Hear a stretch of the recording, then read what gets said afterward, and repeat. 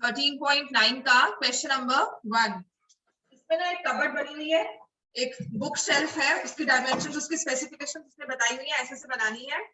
और फर्दर उसे कहा है कि पॉलिश करना है, पेंट करना है, कैसे सर्फेसेस को पॉलिश, कैसे पेंट। तो उन सब चीजों के साथ we have to find the basically the surface area. Painting cost, polishing cost तो निकल जाती है। आज एक हो गई ना, अर्जुन, आरफ, प्रांजल, रोहन, त्रिशा, आश्वी नहीं आएगी ना, साकेत, अंबिका, श्रेष्ठ, सिर्फ श्रेष्ठ रहता है।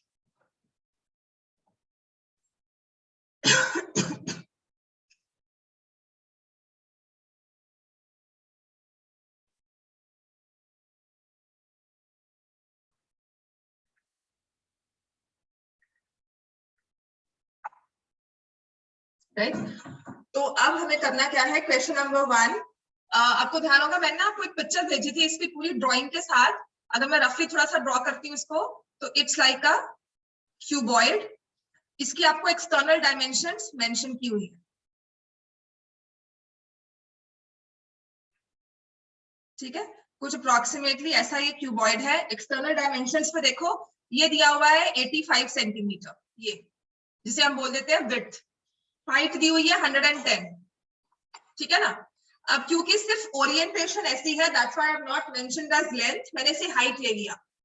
राइट, आपने देख लिया कि जो सबसे लंबी वाली साइड है वो हाइट बन रही है इस केस में, एंड जो ये लेंथ हो गया, और जो विड्थ हो गई वो हो गई 25 centimetre. So this is the length, this is the breadth, this is the height. Blindly हम फॉर्मूला नहीं लगा सकते इसमें। आपको ना मैं ब्लाइंडली फॉर्मूला लगा लूं तो वो नहीं होगा। इसके अंदर ना वैसे शेल्फ्स बने हुए, ठीक हो गया। ये शेल्फ है, ये इसके बीच में एक शेल्फ बना हुआ है, मतलब एक बॉक्स सा बनाया है, और एक ये शेल्फ। और जो ये स्ट्रिप्स यूज की हुई है, वुडन बॉक्स जो यूज किया हुआ है, ये थिकनेस प्लाई की थिकनेस है इसमें, ठीक है। और थिकनेस हमें दी हुई है 5 सेंटीमीटर। प्लैंक जो यूज कर रहे हैं उसकी थिकनेस है, और ये अंदर से कुछ इस तरह से दिख रहा है, ठीक हो गया।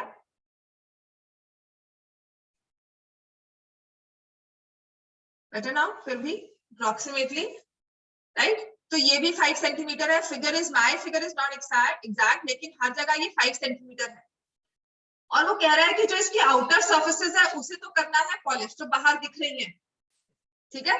और जो इंटरनल में होंगी, जैसे ये शेल्फ हो गई, ये शेल्फ हो गई, इसे हमें करना है पेंट, क्योंकि पेंट की कॉस्ट अलग है, पॉलिश की कॉस्ट अलग है, इसलिए, ठीक हो गया। That's a secondary issue. आप देखोगे एक्सटर्नल सरफेस एरिया क्या है ना। अब तक क्वेश्चन में समझ आता है एक्सटर्नल सरफेस एरिया क्या है और इंटरनली सरफेस एरिया क्या है, हमें वो निकालना है, ठीक है। तो first of all we'll focus on the external surface area. आपको एक बॉक्स टाइप सा कुछ दिया हुआ है, बुक शेल्फ की हुई है, तो इसका फ्रंट वाला फेस नहीं होगा, बाहर से आगे से ओपन होगा तभी बुक शेल्फ है, that's why you can store your stuff. Book shelf तो कोई हुई, कोई इसको पैनल या कोई फ्लैप देकर अलमीरा नहीं बनाई हुई, क्लियर हो गया। तो आगे से ओपन है, तो इसका मतलब when I talk of the external surface area, it will have 5 faces, ठीक है। ये मेरी अंडरस्टैंडिंग हो गई, 5 फेसेस होंगे, एक ऊपर का और एक नीचे का, क्लियर हो गया। उसने अभी कुछ नहीं बताया है ना, उसने कहा external surfaces is to be painted, तो ये वाला एक्सटर्नल सरफेस पेंट करना है। तो ये देखो, ये क्या है 85 एंड दिस इज 25, तो 2 into 85 into 25, ये वाली पेंट हो गई, ये वाली पॉलिश हो गई। नहीं, बेस तो लेंगे ना, एक्सटर्नल जो सरफेस है, ये नीचे एक्सटर्नल है ना, इसे तो हमें लेना ही है, ठीक हो गया। इंटू 2 प्लस, नहीं लेंथ 85 हो गई ना, क्योंकि ये देखो ये विड्थ दी हुई है, हाँ 2 into 85 into 25, this is depth हो गई, हाइट 110, विड्थ हो गई। अब डेप्थ पे मत जाओ, डेप्थ क्या हो गई कि उसकी विड्थ है, अंदर कितना वो डीप है, ठीक है। मैंने यहाँ पर अगर शेल्फ बनाया तो अंदर कितना वो जाता है, वो डेप्थ हो गया। तो आप सिर्फ डायमेंशंस देखो, आप रेक्टेंगल्स देखो, रेक्टेंगल की 2 डायमेंशंस क्या क्या बनती है, उन्हें मल्टीप्लाई कर दो। डोंट गो, मैंने तभी कहा था कि ये सिर्फ हमारी समझने का वे होता है कि हम नीचे से ऊपर देखते हैं तो हम कहते हैं हम हाइट देख रहे हैं, ऊपर से नीचे देखते तो हम कहते हैं डीप कितना स्विमिंग पूल है, डेप्थ देखते हैं, राइट। तो इस केस में डेप्थ क्या हुई कि वो अंदर से कितना ज्यादा उसकी स्पेस है, राइट। तो 2 × 25 × 25 ये हमारा ऊपर का और नीचे का एरिया। ये साइड वॉल्स देखते हैं, साइड वॉल्स में क्या आएगा 25 × 110 और दो बार ये आ गया 25 × 110। यहाँ तक क्लियर हो गया। और फिर इसके बाद आपका क्या रह जाएगा, जो बैक वाला एरिया है 110 × 85, इसको ऐड कर लो, ये आपके पास आ जाएगा जो एक्सटर्नल सर्फेसिस है बुक शेल्फ की। क्या इसके अलावा भी कुछ और होगा वो हम देखते हैं, ठीक है। पहले इतना बताओ, क्या ये इतना काफी है, इतना समझ में आ गया हमें?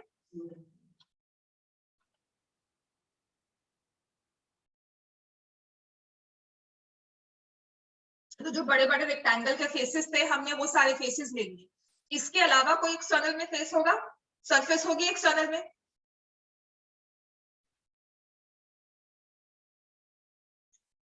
जैसे कि ये हमारा इसका कवर है ना, इस बॉक्स का कवर है, मैंने इसे रखा तो आपने ये सर्कल तो लिया ही है, इसमें ये सर्कल तो लिया ही हुआ है। क्या अगर मैंने इसे बंद किया तो क्या हमारी कोई और सरफेस आ रही है? Can you see this? थोड़ा सा एक्सटेंडेड सरफेस जो है ये क्या है, एक अलग से स्ट्रिप है हमारी। तो कल अगर मुझे इसे पेंट करना होगा तो मैं ऊपर तो पेंट करूंगी, इस स्ट्रिप को भी पेंट करूंगी। तो एज यू कैन सी हमारी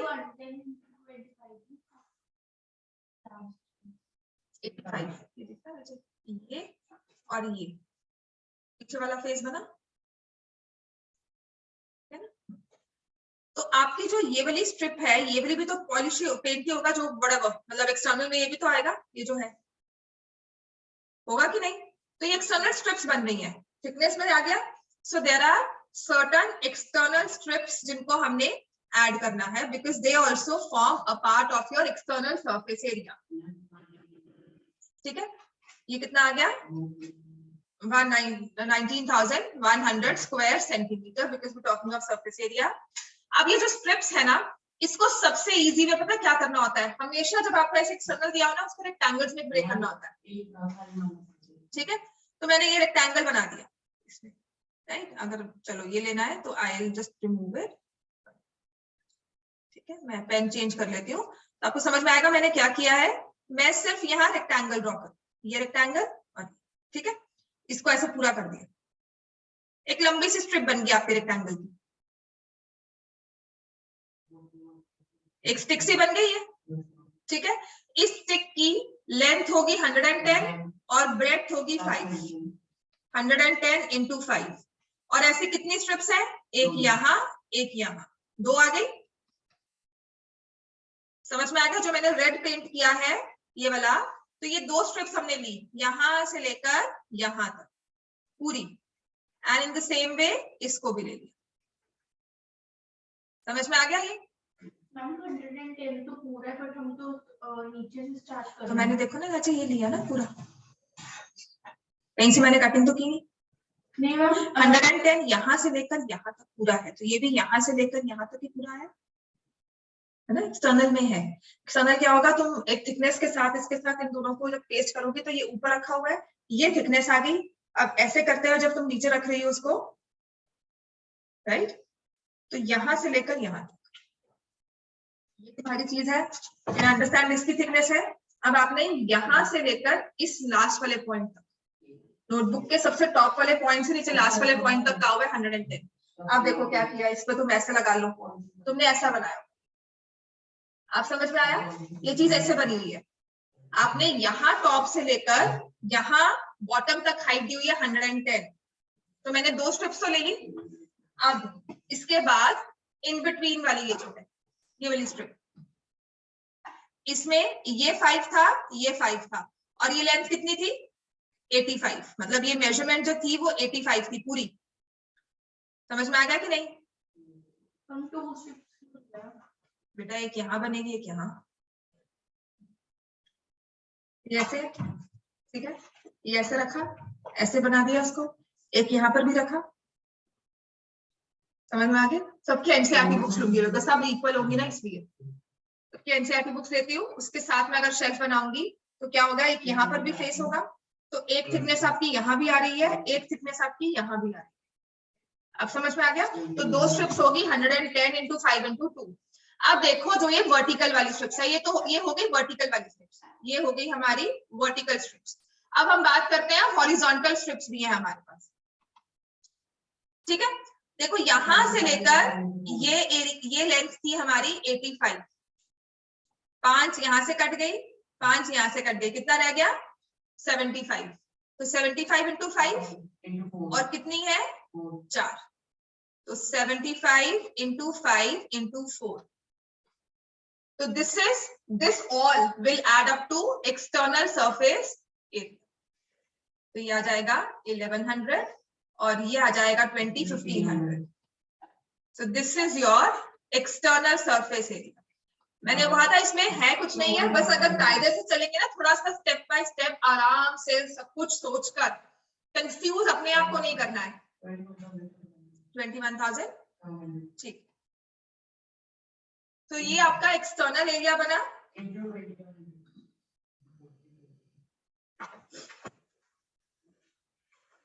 देखा?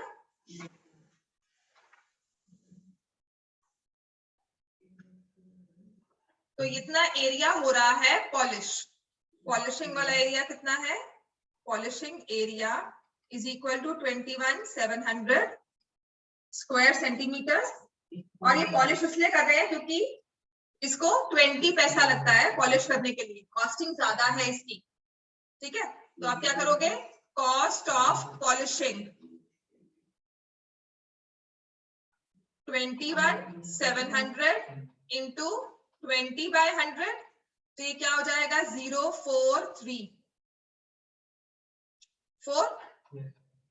04340 is the cost of polishing. अब हम बात करेंगे जी पेंट किस किस सरफेस को करना है। इस फिगर में सबसे जरूरी चीज तो आपकी सिर्फ एक ही चीज निकालने की है, and that is the dimensions. उसके बाद ये क्वेश्चन इतना इजी हो जाता है ना, सिर्फ इसमें डायमेंशंस को सोचकर करना है। 3-4 बार क्वेश्चन करोगे अपने आप समझ में आ जाएगा। 3-4 बार रिवाइज करो, आज पढ़ लो, फिर से रिवाइज करो, फिर से रिवाइज करो, एक तरह से फिर समझ में आना शुरू हो जाता है। रब कर दो, एक्सटर्नल सरफेस एरिया लिख दिया सारा। अब हम आएंगे internal surface area. Write down, मैं स्टेप बाय स्टेप ही जितना लिखा होगा उतना ही डिलीट कर रही हूँ।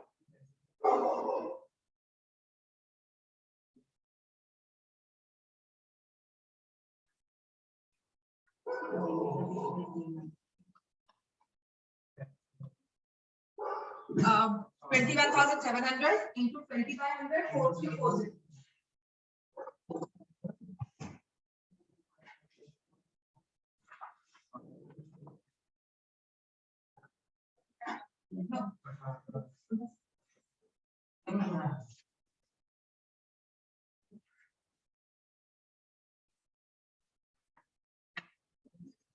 क्लियर हो गया सबको, है ना। अब हमें क्या करना है, इंटरनल सरफेस एरिया निकालना है। अब एक्सटर्नल की तो हमने सारी बात कर ली, तो I am just deleting this one, मैं सारा इरेज कर रही हूँ। आई होप एवरीवन रिटन, है ना। नहीं लिखा तो हम वेट कर लेंगे। अब देखो मैंने कहा था इसको मुश्किल क्या है निकालना, इसकी सिर्फ dimensions. Once your dimensions are set ना, इसका एरिया निकालना मुश्किल नहीं है, ठीक है।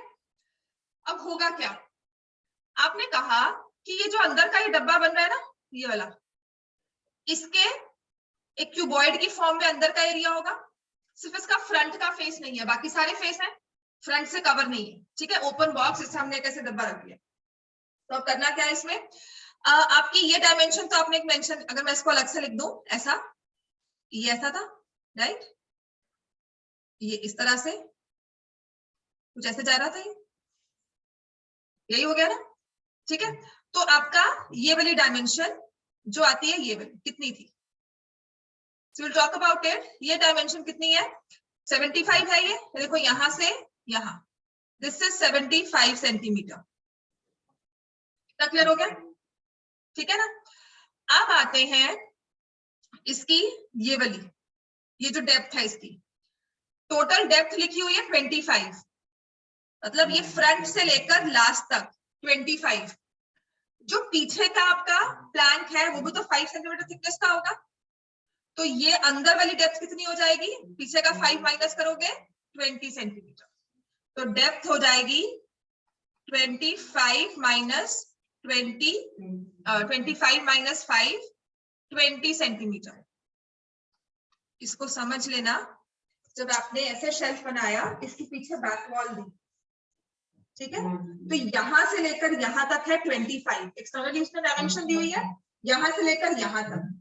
अब आप बुक अगर रखोगे, कुछ मुझे स्टोर करना होगा, तो यहाँ आके रुक गया, है ना, तो पीछे यहां से लेकर यहां तक कितनी डायमेंशन हो गई?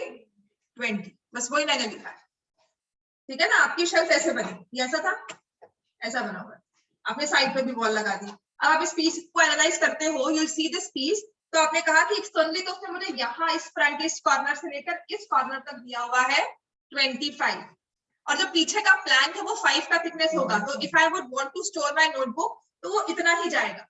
मेरी नोटबुक जो है वो 20 सेंटीमीटर अंदर ही जा सकती है, उसके ज्यादा जा सकती है, चाहे 25 दिया हुआ है, पर वो मेरे स्टोरेज स्पेस के लिए एडिशनल नहीं है, वो 5 उसे कम कर ही रहा है जो थिकनेस है। तो इसका मतलब ये हो गया 20 सेंटीमीटर दिस डायमेंशन। अब आते हैं जी, ये चीज क्या है, ये हाइट जो थी ये क्या है? तो आपकी एक तरह से लेंथ आ गई 75। I think length is easy to understand, हमने पीछे भी निकाला था, लेंथ इज 75, ये आपकी 75 आ गई, ये हमारी 20 आ गई। अब आते हैं इस चीज पर, ठीक है, टोटल यहां से लेकर नीचे तक था 110, ठीक हो गया। तो वही चीज यहां से लेकर नीचे तक भी हो जाएगी 110। ये 5 सेंटीमीटर है बीच में, ये 5 सेंटीमीटर है, ये 5 सेंटीमीटर है, और ये 5 सेंटीमीटर है। तो 110 में 20 सेंटीमीटर तो थिकनेस के वैसे ही खत्म हो गए, ठीक हो गया। ऊपर की थिकनेस इन बिटवीन शेल्फ्स के, फिर इन बिटवीन शेल्फ्स के, फिर नीचे की थिकनेस, तो कितना रह गया टोटल? 90 सेंटीमीटर। 4 थिकनेसेस प्लैंक्स की जो थिकनेस हुई थी 5 की, ये स्ट्रिप, ये स्ट्रिप, और ये स्ट्रिप, और ये स्ट्रिप मैंने माइनस कर दी, 90 रह गया। तो ये 90 इक्वली कितनों में डिवाइड हुआ है? 3 में। तो हमारी हाइट क्या बन जाएगी? 90 divide by 3, 30 centimetre. So this is now 30 centimetre. तो अब आपके पास एक क्यूबॉइड शेप बनकर आ गई, अंदर की शेल्फ जो है वो क्यूबॉइड शेप की है, वो बनकर आ गई, जिसकी हाइट है 30, लेंथ है 75, और विड्थ जो ये डेप्थ है इट इज हाउ मच? 20। अब फिर से इसका 5 सरफेस एरिया, 5 सरफेसेस का एरिया निकालना है, क्लियर हो गया?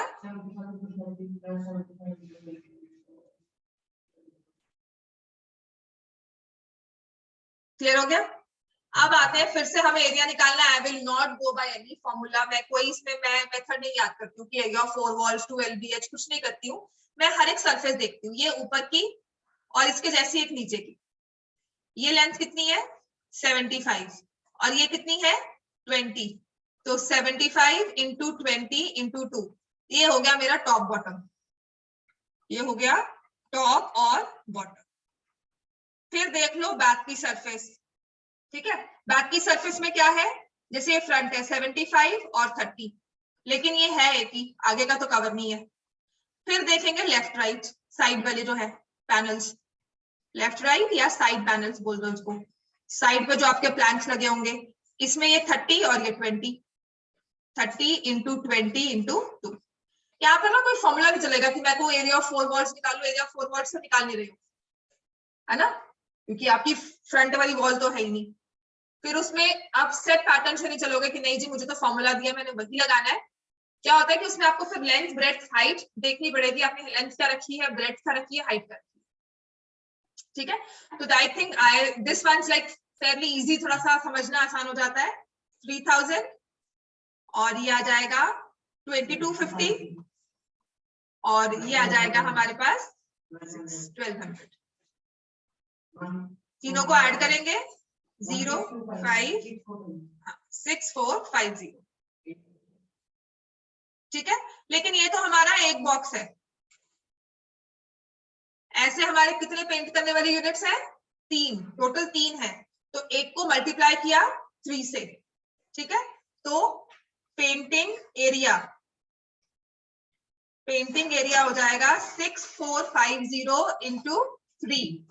हमने निकाला एक शेल्फ एक बॉक्स का, उसको हम मल्टीप्लाई करेंगे 3 से, और फर्दर कॉस्ट ऑफ पेंटिंग 10 पैसा जी और निकालो। तो इसको हमने इसे सॉल्व कर लिया, ये भी खत्म हो गया। 645 into 3 कितना हो जाएगा? 531935। इन दोनों को ऐड कर दो, 6275 is the right answer. Yes, मुश्किल नहीं है, लेकिन क्या है कि इसमें इतनी सारी चीजें आती है तो by the time you and सब कंफ्यूज रहता है कि 3 से मल्टीप्लाई नहीं किया, कभी 3 से मल्टीप्लाई भूल जाओगे, कभी 20 नहीं लोगे। जो आम मिस्टेक्स इसमें होती है वो सिर्फ इतनी है, बाकी सब आप निकाल लोगे। ये जो डेप्थ है ये 20, यूजुअली हम नहीं सोचते, हम 25 ही सोच लेते हैं, ठीक है, पहली गलती। दूसरी है कि 3 से मल्टीप्लाई नहीं किया। हॉरिजॉन्टल स्ट्रिप्स जो है हमने वो एक पेंटिंग एरिया में नहीं लिए, ये जो स्ट्रिप्स बन के आती है, थिकनेस बन के आ रही है, इसको पेंटिंग एरिया में या पॉलिशिंग एरिया में हमने नहीं लिया, पॉलिशिंग एरिया में नहीं लिया, ठीक है, एक्सटर्नल में नहीं लिया। क्लियर हो गया? I think by this time it's easy, it's understandable कि हमने क्या किया पूरे मेंस्ट्रुएशन में। अब फॉर्मूलाज वगैरह सब याद है। अपनी एग्जाम्पलर की एक्सरसाइज मैंने आपको करवाई भी थी, 13 चैप्टर है ना एग्जाम्पलर का, 13.1 एंड एक्सरसाइज 13.2, ठीक है। अगर हुआ तो मैं रिकॉर्डिंग्स पिछली वाली शेयर कर दूंगी, जिसमें अपलोड ही देखूंगी, मुझे ढूंढनी पड़ेंगी, जिसमें ये सारी चीजें दी हूं आपको, ठीक है। मैंने एक्सरसाइज करवाई थी एग्जाम्पलर की, एग्जाम्पलर पूरा सॉल्व करवाया था मैंने, 2 एक्सरसाइजेस तो आराम से करवाई थी। I still remember, I saw the questions yesterday, और फिर मुझे कुछ यादें आई पिछली कि पहले कभी किया हुआ है ये, ठीक है। तो by this I will finish your mensuration, और अब हम आएंगे पॉलिनोमियल्स। हाँ, पहले फॉर्मूलाज लिख लो। 13.1, 13.2 विद रीजनिंग वाले सारी चीजें। 13.3 मुश्किल नहीं है, लेकिन क्वेश्चंस कुछ कुछ जो है मैं आपको इन बिटवीन करवाती रहूंगी, रिविजन ही करनी है अब हमें, ठीक है। और प्रांजल आप मुझे बताओगे, आपका 15 को पेपर है, तुम्हें कितना आता है कितना नहीं आता, क्या डाउट्स हैं प्लीज मुझसे पूछ लो, ठीक है। टाइम निकाल कर आते रहो, और मुझे इंडिविजुअल टेस्ट देना है तो वो भी दे दो। कल आप 3:30 आ जाओ।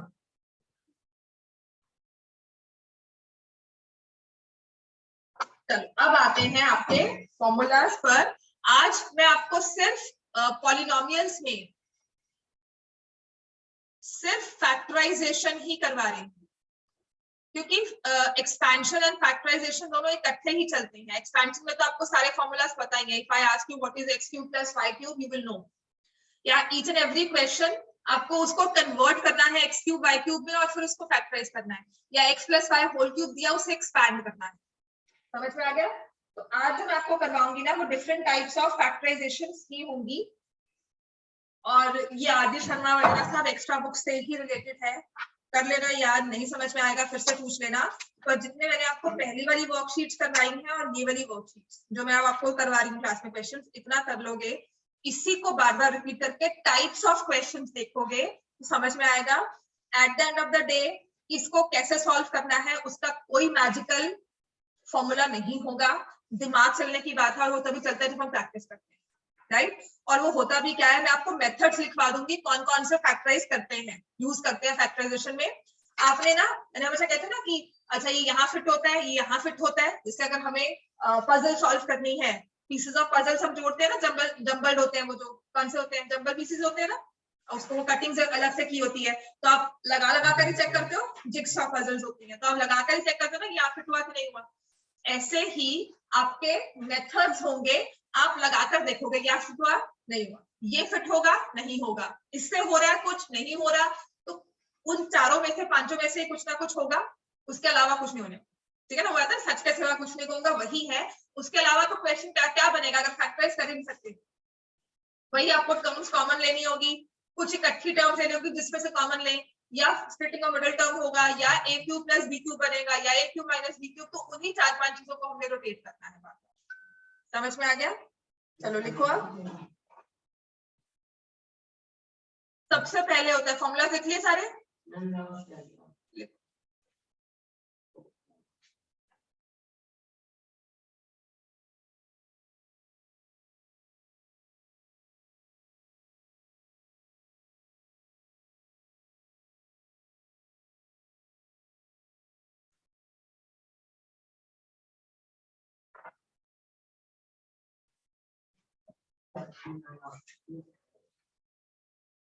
हाँ लिखो लिखो, कोई बात नहीं।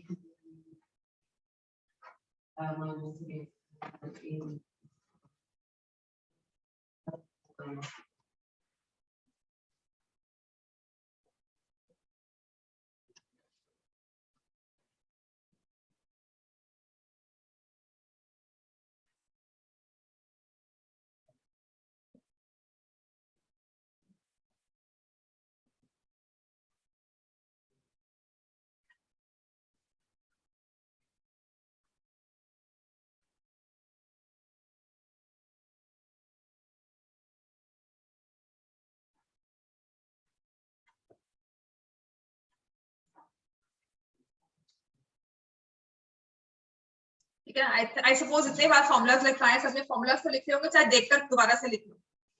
लिख लिया, चलो चाहे दोबारा से देखकर एक बार आप लिख लो, but make sure you write all the formulas. और इसमें सिर्फ आपके अगर फॉर्मुलाज याद हो तभी आगे वो दिमाग की बत्ती जलेगी कि ये चीज लगेगी, ये उस तरह का दिख रहा है ना, ये उस जैसा दिखता है। हाँ नहीं, मैं ही करवा रही हूँ राजे। अभी एग्जाम्पल में भी ना आपकी एक्सपेंशन दी हुई है ज्यादा।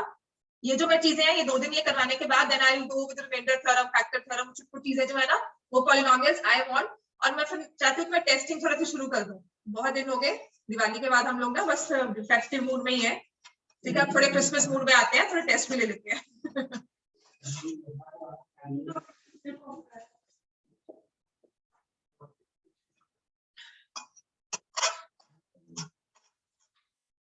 सबसे पहला है a plus b whole square, a minus b whole square, a square minus b square, x plus a into x plus b, x plus a into x plus b, फिर a plus b plus c का whole square, 3 terms का whole square हो गया।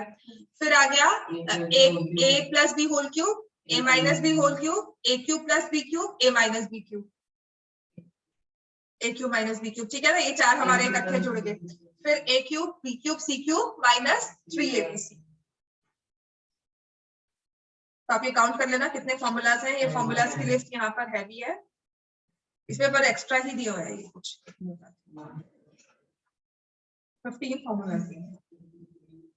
3 वाले तो जरूरत ही नहीं है आपको इसमें।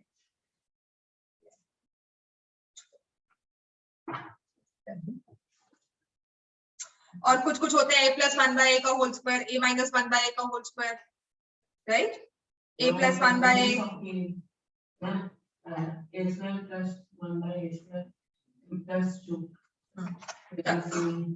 चलो स्टार्ट करवाऊं। अब सबसे पहले हमारा क्या आता है, सबसे पहली तो चीज चेक करनी होती है कि अगर कुछ समझ नहीं आ रहा होता ना, क्या कोई फैक्टर्स कॉमन निकलते हैं। जैसे आई can see all multiples of 2, I can सी किसी में x square x y z ऐसे कुछ लिखा हुआ है। फॉर एग्जांपल जैसे ये नंबर आपको दे दिया, बहुत बेसिक से क्वेश्चंस हैं। ठीक है, मैं वर्कशीट्स बनाकर भी दे दूंगी घर के लिए, आज मिल जाएगी आपको। 32x स्क्वायर, इसको फैक्टराइज करना है। कुछ समझ नहीं आ रहा तो सबसे पहले तो आई विल सी 24 32 कुछ कॉमन है इनमें, है ना। x क्यूब x स्क्वायर में कुछ कॉमन है तो I will take out some common factors. समझ में आ गया। तो उसके बाद हो सकता है सिंप्लीफाई। ये बहुत बेसिक क्वेश्चन है। कॉमन फैक्टर का मतलब है कि जितनी भी टर्म्स दी हुई है उसमें ओवरऑल कुछ कॉमन है। आप इक्वेशन सॉल्व करते हो अब तक 4x square plus 16x plus 18 दिया होता है आपको, ऐसा कुछ 4x square plus 16x plus 20। तो मैं करती हूँ ना, पहले 4 कॉमन ले लेती हूँ, उसके बाद सोचती हूँ कि पहले 4 कॉमन ले लो। तो वही चीज आपको करनी है पहली चीज। ठीक है, कि पहले 4 तो कॉमन लो, उसके बाद विल सी कि ये फैक्टराइज होती है कि नहीं। क्लियर हो गया। तो माय फर्स्ट मेथड या first my step is to take out anything common which appears between the terms. जितनी भी टर्म्स है उनमें कुछ भी लगता है, कुछ भी कॉमन है वो निकालो। क्लियर हो गया। इसका मतलब है हमने उसे थोड़ा सिंप्लीफाई कर दिया, हमने चीजों को थोड़ा इजी वे में देखा, हमने सॉर्टिंग कर दी, है ना। आपके सारे कलर्स मिक्स हो, कलर्ड बॉल्स मिक्स हो, आपने रेड अलग कर दी, व्हाइट अलग कर दी, वो चीज हम कर रहे हैं पहली चीज। क्लियर हो गया इतना। तो इसके अगर क्वेश्चंस लिखने हैं तो ऐसा कुछ है ये। इफ इट्स लाइक क्वेश्चन लिखो, फर्स्ट का सबसे डिफिकल्ट वाला ही देती हूँ, है ना। ये अगर ऐसा कुछ लिखा हो, देखो डिफिकल्ट नहीं है, चलो 27 a cube b cube minus 18 a square b cube 75 a cube b square. Taking out common means, common निकालने का मतलब क्या है कि आप हर एक टर्म को जो चीज कॉमन निकाल रहे हो उससे डिवाइड कर रहे हो। ठीक है, देखो 27 18 75 इन सब में कॉमन चीज क्या है 3, तो मैं 3 निकाल लूं। ठीक है, 3 बाहर आ गया तो 27 3 से डिवाइड हुआ तो क्या बन गया 9।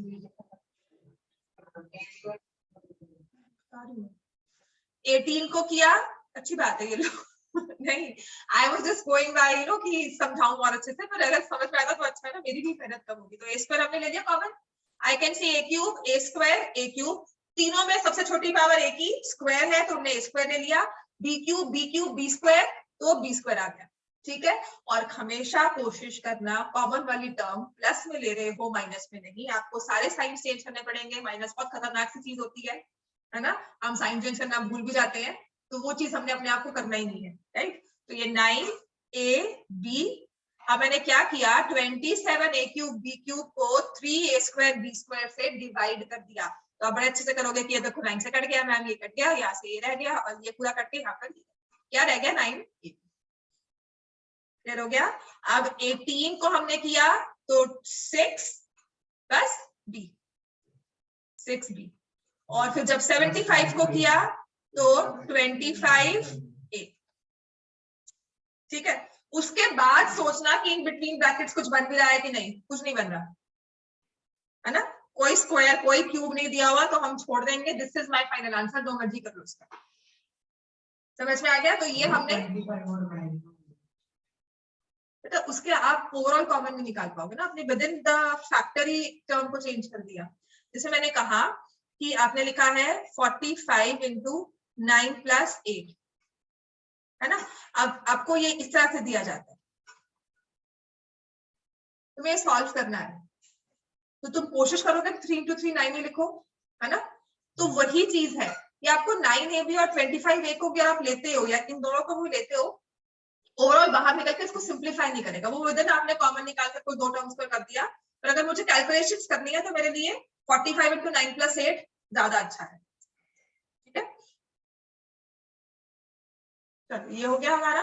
अब देखते हैं थोड़ा सा इसमें डिफिकल्ट क्वेश्चन, थोड़ा सा एक स्टेप आएंगे, डिफिकल्ट ही है, और अगर वो हमें इंटरप्रिटेशन समझ में आ जाती है ना तो आगे वाले क्वेश्चन हमारे लिए आसान हो जाए, ठीक है। तो सबसे नेक्स्ट हमारी चीज है, नेक्स्ट लिखो, next question is 10a into 2p plus q whole cube minus 15b into 2p plus q whole square plus 35 into 2p plus q, ठीक है। अब आप लोग ना थोड़े से तो बड़े हो चुके हो, मतलब उन सब चीजों से थोड़ा उठ चुके हो कि हमें कॉमन लेना है, तो आई विल से पहले तो प्लस वाली टर्म्स माइनस वाली टर्म्स में कॉमन आता है, मल्टीप्लिकेशन में कॉमन नहीं आता कुछ भी, ठीक है ना। कल आप कहो मैंने लिखा है 2 इंटू 3 मल्टीप्लाइड बाय 3 इंटू 5, तो आपने कहा मैंने 3 कॉमन ले लिया, ऐसा नहीं होता, मल्टीप्लिकेशन में कॉमन नहीं आता। हाँ क्या नहीं होगा ना, क्यूब में कैसे हो जाएगा, क्यूब में मिडिल टर्म कहाँ स्प्लिट होती है, कहाँ स्प्लिट होगी, कहाँ, क्यूब स्क्वायर भी जब लेते हो तो स्क्वायर तो चाहिए मिडिल टर्म स्प्लिट के लिए, स्क्वायर ही नहीं है वो अंदर का, ए बी और ए बी दिया हुआ है, ए स्क्वायर बी स्क्वायर तो मैं सोचती, आप स्क्वायर रूट्स में तो जाओगे ही नहीं ना, है ना। स्क्वायर रूट्स में नहीं जाते क्योंकि आप उस लेवल पे पहुंचे, स्क्वायर रूट्स करके मैंने इसको रैशनलाइज करना, इतना क्लियर हो गया। तो यहाँ पर भी मुझे कुछ तो चीज दिख रही है ना कॉमन थ्रू आउट, क्या दिख रही है 2p plus Q 2p plus Q 2p plus Q, तो मैंने लिखा यहाँ पर 2p plus Q, overall common ले लिया। अच्छा फिर मेरे पास क्या बचा, चलो मैंने पहले ये ले लिया, तो 10a, हाँ अगर ये समझ में आता है तो ठीक है कि 10 15 और 35 में भी मुझे क्या कॉमन दिख रहा है 5, तो यहाँ पर रह जाएगा 2a into 2p plus q का whole square minus 3b into 2p plus q plus 7, clear हो गया इतना।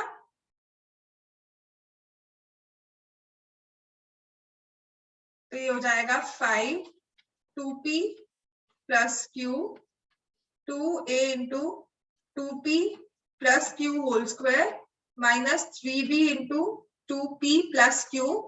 अब ये मत सोचना ये फैक्टराइज होगा, कोशिश कर सकते हो, अगर होता है तो वेल एंड गुड, पर नहीं होगा क्योंकि अगर आप इसको स्क्वायर में भी देख रहे हो तो यहाँ पर b और a दिया हुआ है अलग से, और यहाँ पर कांस्टेंट टर्म में कुछ ऐसा नहीं है हमारा, ठीक है ना. So we cannot factorize, we cannot go for factorization of the middle term. ये हमारा splitting हुआ है, ये हमने कॉमन लिया. समझ में आ गया इतना? Then हाँ वो लिख सकते हो. पर फैक्टराइज का होगा तो आप ओवरऑल 5 रखोगे, फैक्टर स्प्लिट करोगे. जैसे कि मैंने लिखा 2 into 6, तो इस 6 को भी मैं प्राइम फैक्टराइज करूंगी 2 into 2 into 3. समझ में आ गया हम क्या कर रहे हैं? आई एम स्प्लिटिंग, इसको बिल्कुल एंड तक फैक्टराइज कर रही हूँ कि आगे फैक्टराइजेशन हो ही ना. जैसे मैंने कहा 2 into 10, यहां तक नहीं छोड़ते ना. क्या करते हैं 2 into 2 into 5. तुम इसको मल्टीप्लाई नहीं करोगे क्योंकि आपने इसे फैक्टराइज करना है. 5, इसके 3 फैक्टर्स क्या हुए? एक तो ये 5 से डिवाइड हो जाएगा, एक ये 2p plus q से डिवाइड हो जाएगा, एक ये जो अपना बड़ा सा फैक्टर बना उससे डिवाइड हो जाएगा. तो 3 प्राइम फैक्टर्स हैं इसके जो आपस में को प्राइम है, इनमें आपस में कुछ कॉमन नहीं था.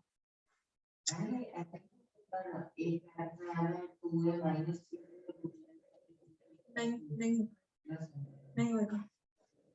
ये ओवरऑल मल्टीप्लाई हो रहा है, ये ओवरऑल सबसे मल्टीप्लाई हो रहा है, ये इससे भी मल्टीप्लाई हो रहा है, इससे भी हो रहा है और इससे भी. समझ आ गया? तो this is factorisation by taking out common. हमने सिर्फ टर्म्स को कॉमन देखा और हमने सॉल्व किया. अब नेक्स्ट होता है ग्रुपिंग ऑफ टर्म्स.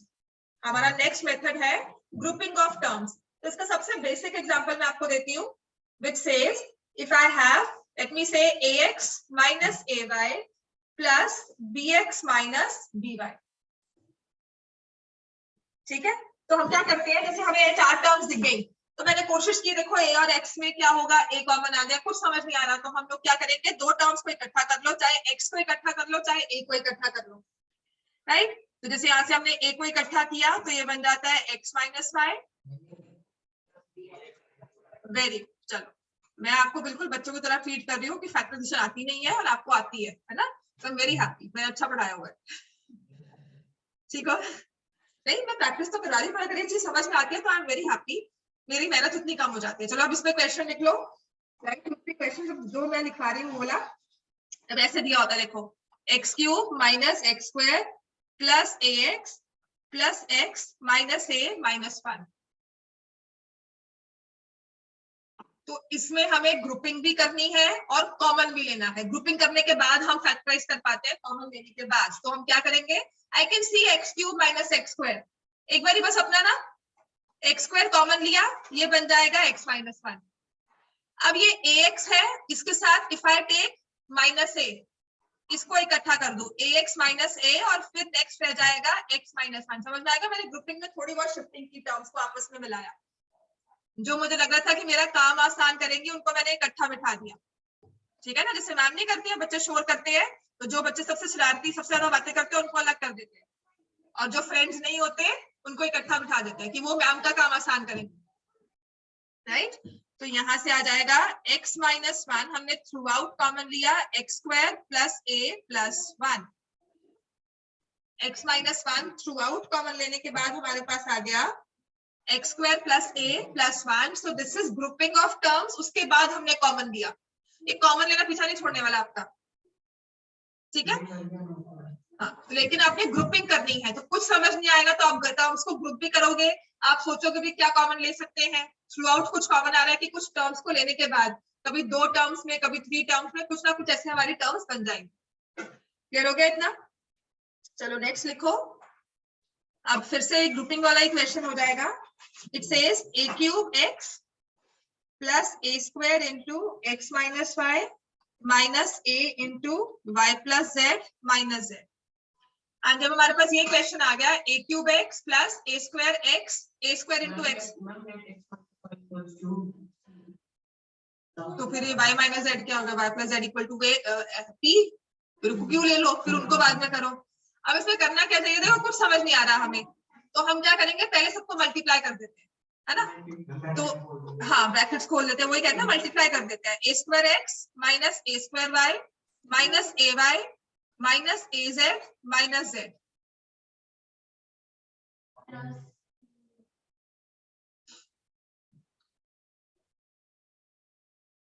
अब ऑब्वियसली जैसे है लिखा हुआ है ऐसे तो हम कॉमन लेने से रहे, कुछ नहीं मिलने वाला. नंबर ऑफ टर्म्स क्या है इसमें 6. एंड आई वांट, देखो अगर x है तो दो टर्म्स के पास है, y नहीं है, लेकिन थ्रू आउट सबके पास a तो है। ठीक हो गया?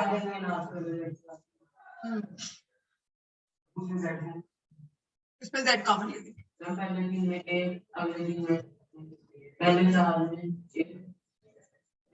सोचे रहो, सोचो सोचो। What I want is, देखो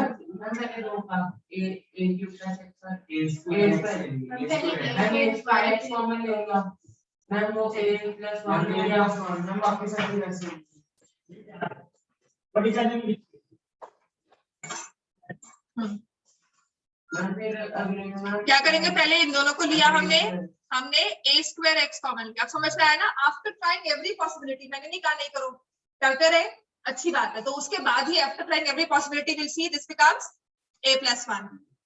ठीक है, अब यहां से आई कैन सी क्या कॉमन निकलेगा, ay। अब ये माइनस बाहर आ गया तो यहाँ तो रह गया y। अब आपने -ay को -ay से डिवाइड किया तो आपका आंसर क्या आएगा, +1। और ये y मैंने गलती से लिख दिया, दिस इज a + 1। समझ में आ गया, राइट? और फिर मैंने क्या कॉमन लिया, z, वो भी -z है, तो यहां से हो जाएगा a + 1 अगेन। तो अब तीनों टर्म्स में क्या कॉमन है, ओवरऑल a + 1। समझ में आ गया? ये हमने की थी ग्रुपिंग, उसके बाद फिर कॉमन लिया, और उसके बाद थ्रू आउट कॉमन लेने के बाद वील सी क्या हम इसे और स्प्लिट कर सकते हैं, नहीं कर सकते। मतलब इफ यू कैन ट्राई, और सोचना चाहते हो तो सोच सकते हो, पर इसके आगे स्प्लिट नहीं होगा। क्लियर हो गया? अब जो एडवांस लेवल क्वेश्चन होगा ना, वो इसके बाद भी स्प्लिट कर देगा, राइट? इसके आगे हम बढ़ेंगे तो कुछ क्वेश्चंस होंगे, हाँ क्वेश्चंस ऐसे आएंगे कि जब आपने कॉमन थ्रू आउट लिया तो जो बचा आपके पास फैक्टर उसमें भी स्प्लिट हो जाता है, इसमें नहीं, अदरवाइज। ठीक है, वो स्पेसिफिक काइंड ऑफ प्रॉब्लम होगी। चलो नेक्स्ट लिखो। अब ये लिखा हुआ है, factorise a square plus b square minus 2ab minus ac plus bc। And believe me, मैं भी पहली बार कर रही हूँ क्वेश्चन, अगर किया भी होगा तो कुछ याद नहीं है, तो आई ऑल्सो डोंट नो कैसे होगा। तो my first instinct will be, मुझे कुछ समझ नहीं आ रहा, ब्रैकेट्स को ओपन कर दो।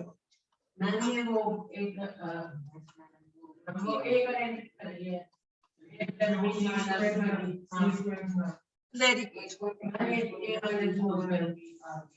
ठीक हो गया ना? मैंने सब ओपन कर दिया। अब अगर मुझे फॉर्मूलाज मैंने बार बार लिखे होंगे ना, तो मुझे ये चीज मेरे दिमाग के सामने अपना फ्लैश करेगी, जैसे वहां पे की, and it's a - b whole square. Formulas बार बार लिखवाने का मतलब यही है that you see a square plus b square minus 2ab, तो समझ में आएगा क्या बन जाएगा ये। अच्छा, किसी के कहने पे ना हो, हमारे खुद के दिमाग में है, दैट्स द ओनली रीजन। हाँ, a - b होल स्क्वायर बन गया ना ये। ठीक है, तो यहां से मैं कॉमन क्या लूंगी, I will take common 2c plus 2c common लिया, यहाँ बच गया a, यहाँ बच गया b। अब समझ में आया? मैंने ये 3 टर्म्स को ग्रुप किया और बाकी 2 टर्म्स को ग्रुप किया, उस 3 टर्म्स के साथ मेरी 2 टर्म्स बन गई a - b होल स्क्वायर, और वहां से 2c कॉमन लेकर a - b हो गया। अब थ्रू आउट क्या होगा, a - b हमने कॉमन ले लिया, यहाँ क्या बच गया और वहां क्या बच गया दूसरी टर्म में, और ये हमारा सॉल्व हो गया। समझ में आ गया? अब समझ में आ गया ना? कुछ समझ नहीं आता ना, तो सब कुछ ट्राई कर लो, कहीं ना कहीं तो पहुंच जाओगे। 2-3 स्टेप्स लिख के आओगे, सब्जेक्टिव पेपर है, कुछ तो मार्क्स मिलेंगे, और जब प्रैक्टिस करना शुरू करोगे, कुछ मार्क्स के साथ साथ ही आगे मार्क्स बढ़ेंगे, राइट? चलो नेक्स्ट ऐसे ये दिया हुआ है, अनदर टाइप ऑफ क्वेश्चन इसमें ले लो, दिया हुआ है, right? It says a square b plus ab square minus abc minus b square c plus axy plus bxy।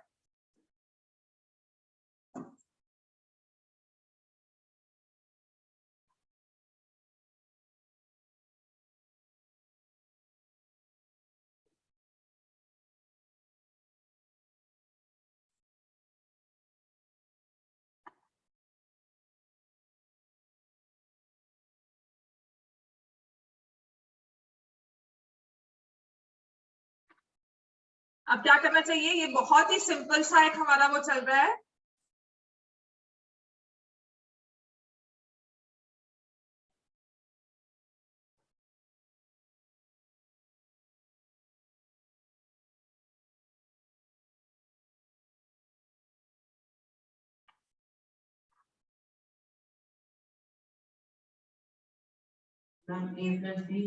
पहले आप क्या करोगे, आपने इन दो टर्म्स में लिया तो क्या होगा, ए बी कॉमन, क्या बच गया, ए प्लस बी। यहां से हमने क्या कॉमन लिया, I can see b c minus b c, क्या बच गया, ए प्लस बी। समझ में आ गया। दूसरी टर्म में हमने क्या लिया, एक्स वाई कॉमन, बच गया a plus b. Throughout क्या कॉमन लेंगे, ए प्लस बी है, क्या जाएगा, a b minus b c plus x y. अब आप कह सकते हो कि यहाँ से बी कॉमन ले लो plus x y plus x y होगा, तुमने गलत कॉपी कर लिया,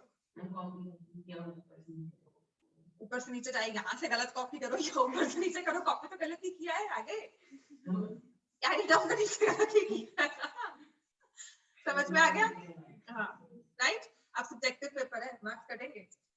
समझ में आ गया ये सारे, तो I give you this exercise also, पूरी मैं दे दूंगी, बैठकर कॉमन निकालकर बुक करके इनको सॉल्व करते रहना, ठीक है। Good amount of, we have 13 into 2 कर लो, नहीं 10 into 20 23 क्वेश्चंस है ग्रुपिंग वाले। हाँ फोटो भी क्लिक करके भेजो। इसके बाद आता है, मैंने आपको थर्ड मेथड लिखवाया था, फिर मैंने करवाया था डिफरेंस ऑफ टू स्क्वायर, तुम 3 दिन में कर लेना, ठीक है। Difference of two squares, right. Different of two squares क्या होगा कि आपको तो स्क्वायर की टर्म बीच में दिखेगी। अब तक क्या था, क्यूब भी दिख रहे थे, स्क्वायर भी दिख रहे थे, यहाँ पे सिर्फ स्क्वायर की टर्म दिखेगी, या कुछ कॉमन लेने के बाद वो स्क्वायर की टर्म में ही रह जाएगा। जैसे कि अगर मैंने आपको दिया 4x स्क्वायर, ये बहुत बेसिक है, 169 स्क्वायर। अब तक ये समझ में आता है, हाँ जी आप मुझे बताओगे, आरफ ये समझ में आता है, 4x स्क्वायर माइनस 169 स्क्वायर। अब देखो ये 4b और x भी है, 4b क्या है, परफेक्ट स्क्वायर, और x स्क्वायर के साथ दिया हुआ है, तो can I write it as 2x का होल स्क्वायर, और ऐसे ही 169 स्क्वायर को क्या लिख सकती हूँ, 13y का होल स्क्वायर। अब ये कुछ दिखा फॉर्मूला, हमें लिखे थे इतने सारे हमने, a square minus b square, तो जिसमें ये a है और ये b, तो आपने a square minus b square को क्या किया था, a plus b into a minus b। अब करना क्या है, मैंने ये जो 2x था ना, ये वाला, ये चीज आई रियली वांट, मेरे को ये एनिमेशन मिल जाए। ये देखो मैंने ये चीज 2x उठाई और इस 2x को यहाँ फिट कर दिया, तो जहां जहां मैंने कहा a लिखा हुआ है ना, 2x लिख दो, राइट। तो ये 2x का होल स्क्वायर माइनस 13y, तो यहाँ भी 2x आ गया, यहाँ भी 2x आ गया, तो मेरे पास क्या बन गया, 2x प्लस, और ऐसे ही मैंने 13y को उठाया और कहा कि जहां जहां b है वहां वहां 13y जाकर बैठ जाए, तो 2x माइनस 13y। समझ में आ गया। तो this is my difference of two squares, उसको मैंने a plus b a minus b में स्प्लिट कर दिया, नहीं इसको आगे कुछ सॉल्व कर, राइट। समझ में आ गया इतना। अब इसी का नेक्स्ट क्वेश्चन लिखो, अगर आपको ये समझ में आता है, 1 minus b minus c whole square,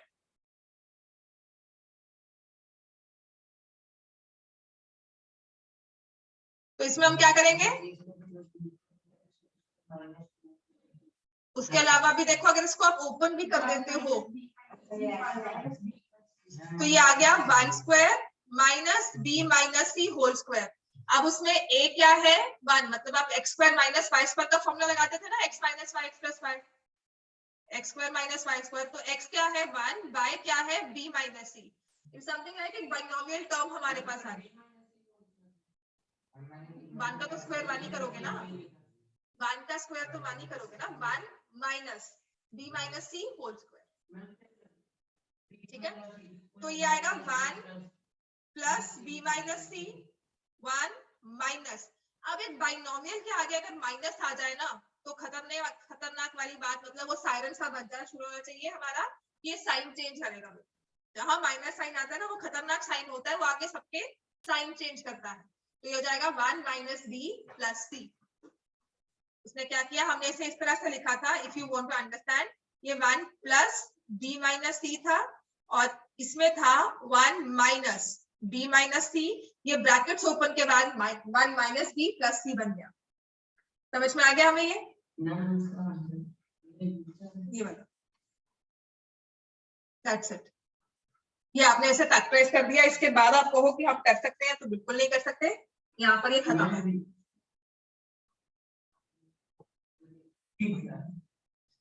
लगा लो, लगाना चाहिए हमें। उसके बाद लगाकर if you can find some way out, आपको समझ में आ गया कि कुछ नहीं लग रहा उसमें लगाने के बाद, हमें कहीं कुछ हम नहीं पहुंच पा रहे हैं, तो विल स्किप दैट वे, हम उसको छोड़ देंगे कि ये नहीं चल रहा, कुछ और करना पड़ेगा।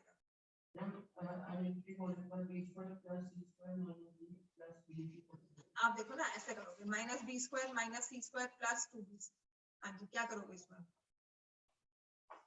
चलो मैंने कहा सी स्क्वायर माइनस 1 इकट्ठा कर लेती हूँ, माइनस सी स्क्वायर प्लस 1, और फिर हमारे पास है minus b square plus 2bc। उसके बाद करते जाओ, किसी भी वे से हमारी ग्रुपिंग नहीं हो रही है तो फिर हमें छोड़ना पड़ेगा, है ना।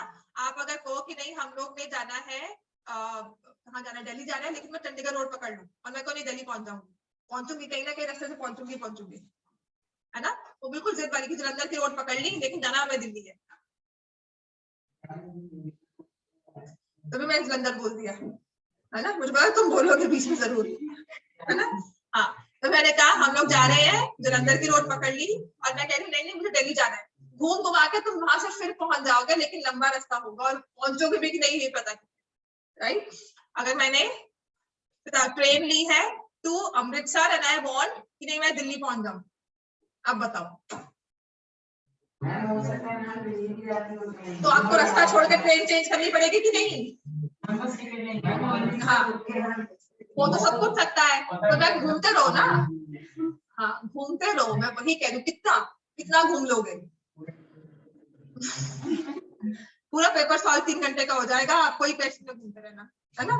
हाँ, फिर वही बात है, हर एक वे का, हर एक चीज का वे आउट होता है, और ये समझना है कि हमारा रास्ता गलत है, हमें नया रास्ता लेना ही होगा, right. This is the only thing I want to emphasise, कि अब कुछ नहीं पता होता कौन सा मेथड सही है, आपको सिर्फ एक तुक्का ही मारना होता है। वो तुक्का भी हमारा क्या होता है कि हमें पता होता है कि इतने सारे मेथड्स है, उसमें से कुछ ना कुछ तो लगेगा ही, राइट। तो नेक्स्ट अब देखो, ऐसा कुछ आपको दिया हो,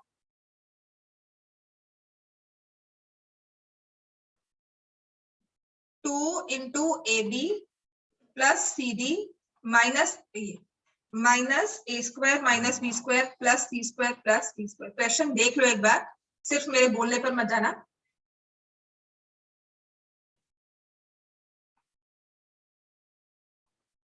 ठीक है,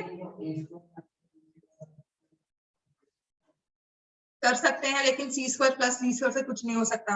आई can C 2ab and 2cd, 2 के साथ ए बी और सी डी, और मेरे पास ये ए और बी टर्म्स है और सी और डी टर्म्स है, तो मैं क्या करती हूँ, पहले तो मैं कुछ समझ नहीं आ रहा, I open it, 2ab 2cd minus a square minus b square plus c square plus d square. फिर हमने कुछ कहा था ओवरऑल कुछ कॉमन निकलता है, नहीं निकलता। फिर हमने कहा था ग्रुपिंग ऑफ टर्म्स, है ना, फिर हमने कहा था कुछ ग्रुपिंग करके कुछ हो जाए। तो when I see c square d square 2cd, कुछ दिमाग में कुछ आता है, सी स्क्वायर डी स्क्वायर 2cd, हाँ ये तभी आएगा जब हमने फॉर्मूलाज बार बार लिखे होंगे। तो अब मैं बार बार बोलूंगी कि मैंने आपको 4 दिन फॉर्मूलाज लगातार क्यों लिखवाए, right? You should understand that even if you write the formulas again and again, the moment you spot CD, C square, D square and 2CD, and you will say नहीं तो C plus D whole square बन रहा है। ऐसे ही अब मैंने देखा कि जो टर्म्स बची हैं वो ये है, तो अब इसमें कुछ हमें दिख रहा है, ये तो हाँ ये बन गया C plus D whole square, minus मैंने कॉमन लिया है तो टर्म्स वही, तो जब मैंने माइनस कॉमन लिया तो ये हमारे पास क्या बन गया, चाहे 4 स्टेप्स फालतू लिख लो, लेकिन समझ में आना चाहिए आपको खुद को, किसी और को नहीं, कि मैं कर क्या रही हूँ, ठीक है ना। तो मैंने माइनस कॉमन लिया है, I realize a square b square minus 2ab, the moment I remember my formula that it's a minus b whole square, and now it has become of the form difference of two squares x square minus y square। आप समझ में आ गया?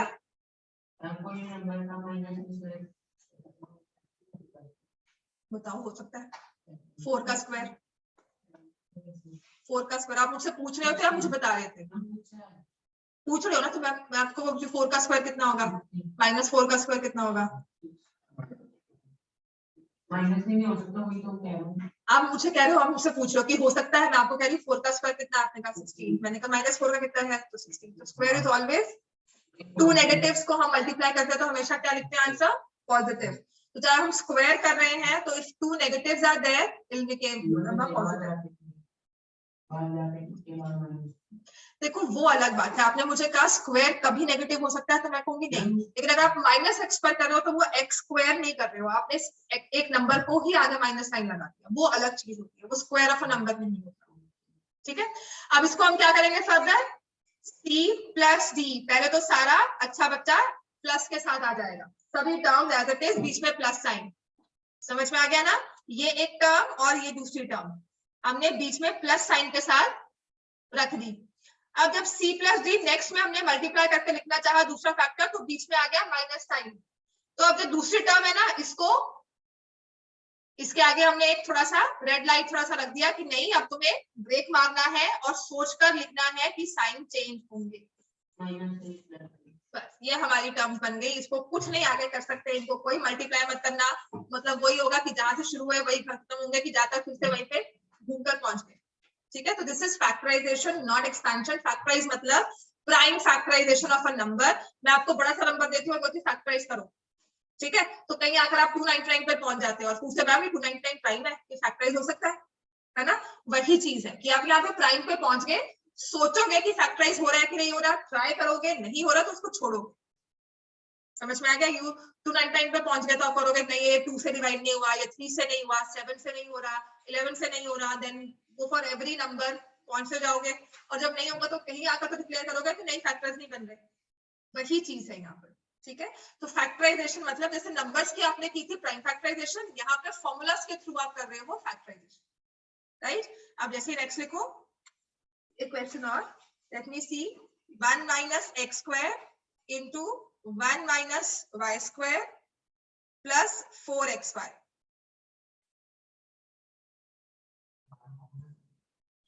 ये factorise करना है बस करके, वही मतलब और लाज क्या है हमारे पास, राइट। मैं और क्या कर सकती हूँ, कुछ भी नहीं कर सकती, तो ऐसे 1 minus x square minus y square plus x square y square plus 4xy। ठीक है, so I multiply all the terms and then I see कि क्या कर सकते हैं इसमें।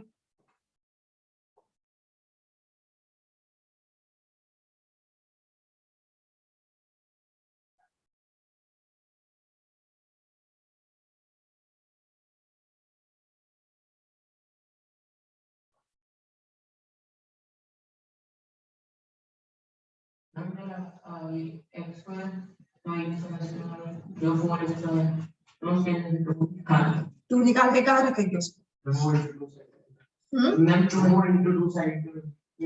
अब मैं क्या करती हूँ देखो, अब यहाँ पर आपको पता है कि देखो, अब आपको ये पता है कि ये minus x square minus y square, और अगर ये 2xy होता तो मैं यहाँ से 2xy ले आई, ठीक है, इसको 4xy को लिख दिया, 2xy प्लस 2xy लिख सकती हूँ ना, है ना।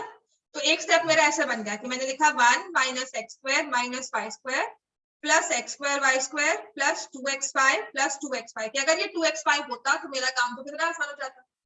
तो मैंने कहा चलो 2xy बना लो, तो आपका एक्स स्क्वायर वाई स्क्वायर और प्लस 2xy ये इकट्ठी टर्म हो गई है। ठीक है, अब क्या क्या बची, आपने x square y square 2xy तो लिख लिया था, आपके पास बचा 1 plus x square y square plus 2xy, ये बचा ना, plus 1 plus x square y square plus 2xy, ये बचा हमारे पास। ठीक है, अब यहां से भी मुझे माइनस कॉमन लेना पड़ेगा, तब जाकर ये मेरी फॉर्मेट में आएगा जिसमें अब तक हम पढ़ रहे थे, ये तब उस फॉर्मेट में आएगा जब माइनस कॉमन लेंगे फर्स्ट वाली 3 टर्म्स में से।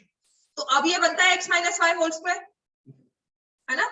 नाउ इट्स बिकमिंग, ये देखो माइनस लेने के बाद ये बन रहा है x minus y whole square, है ना। अब यहाँ पर can you see, is it a perfect square, क्या बन सकता है, क्या बनेगा 1 प्लस एक्स वाई का होल स्क्वायर। ये चीज आप यूजुअली देखते नहीं हो, लेकिन ये भी बन रहा है 1 का स्क्वायर प्लस एक्स वाई का whole square plus 2 into 1 into x y. Clear हो गया। अब थोड़ा सा मुझे इसको रीवैम्पिंग करके लिखना पड़ेगा, ये बन रहा है 1 प्लस एक्स वाई का whole square minus a minus b का whole square, a minus b था कि a प्लस b था, x minus y, sorry I will not change the term, बीच में अपने आप a माइनस b नहीं लिखना, ठीक है ना। तो ये आ गया 1 प्लस एक्स वाई का whole square minus of x y का whole square. If anybody wants to write, पीछे में कुछ लिखना है, नहीं कॉपी किया हो तो देख लो। Can I proceed further? लिख लो ना आगे। अब क्या होगा, ये a square minus b square की फॉर्मेट में आ गया ना हमारा, एक स्क्वायर माइनस दूसरा स्क्वायर। तो क्या करेंगे, पहले तो सब अच्छे बच्चों की तरह प्लस में 1 प्लस एक्स वाई, बीच में प्लस, और जो ये टर्म है minus plus x minus y, क्या a square minus b square क्या होता है, जिसमें a आपके पास है 1 प्लस एक्स वाई, b है x माइनस, एक्सपेंशन नहीं factorisation, a square minus b square, तो हमने अधूरा छोड़ दिया क्वेश्चन। हाँ, तो फिर वही समझने सब पूरा मार्क्स काफी कटेगा, क्योंकि आपने फर्दर इसको फैक्टराइज किया नहीं, किसी भी स्टेप पर पहुंचे नहीं फैक्टराइजेशन।